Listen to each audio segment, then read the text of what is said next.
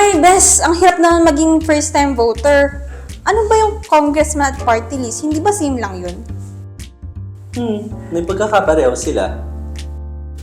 So, bakit pa silang pinagkaiba ng balota? Ano ba yung party list? Best, yung party list, para yan sa mga grupo ng tao na madalas ay hindi naman nabibigyan ng boses sa Kongreso.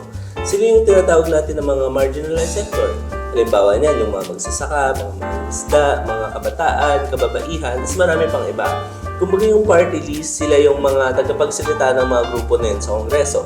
In short, sila yung tagasabi ng problema at hinaing ng mga kinakatawan nila. Hindi ba yung pinapadami lang nila yung pinapasahod ng mga taong bayan? Hindi naman. Actually, sabi nga sa batas, dapat 20% ng mga mambabatas ay galing sa party list. Dagdag hamon pa na dapat para manalo, kinakailangan mong makuha yung at least 2% ng boto sa buong Pilipinas.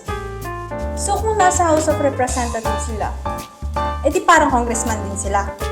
Tama naman. Yung mga party list best para silang mga congressman, gumagawa rin sila ng batas para sa Pilipinas. Ngayon, yung congressman kasi, binoboto lang siya sa isang distrito. Yung party list naman, binoboto sa buong Pilipinas. Di ba, Ade?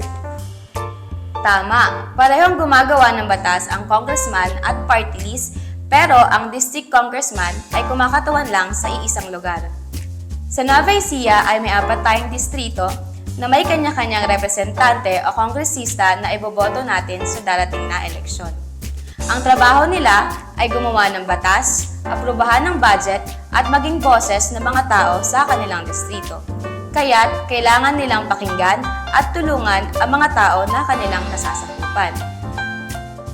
Gaya dito sa Nueva Ecija na ang pangunahing kabuhayan ay pagsasaka at sa Cabanatuan City naman ay pamamasada ng tricycle. Kaya dapat na karapatan at kapakanan ng mga magsasaka at toda ang plataforma ng iboboto nating kongresista at party list. So, sinasabi ni John Lloyd gumagawa sila ng batas. Ano naman yung mga nagawa na nilang batas para matulungan tayo? Oo, tama si JL Bes kasi gumagawa rin ng mga batas ang mga district congressman. At ilan sa mga batas na naisagawa nila ay ang Universal Healthcare Act na kung saan nagbibigay sila ng libreng gamot at libreng serbisyong pangkalusugan sa mga Pilipino. Meron din yung free tuition law na kung saan nagbibigay nga sila ng libreng edukasyon sa mga state universities at colleges tulad ng sa atin. Bakit may mga nagsasabi na dapat hindi natin iboto yung ilang congressman? Paano ba natin dapat pipiliin yun? Kasi madalas, hindi nila natutupad ang mga pangako nila or kulang sila sa nagawa. Kaya bago bumoto, mabuting tignan muna natin ang mga nagawa nila, kung paano nila ginamit ang pondo ng bayan at kung may konkretong proyekto ba silang naisagawa sa kanilang mga distrito. Ganun pala yun? Gets ko na ngayon. Thank you sa pagsagot sa mga katanungan ko. Nang ano man, i-share mo sa iba yung mga natutunan mong information ngayon para kumalat na din yung balita. Bye!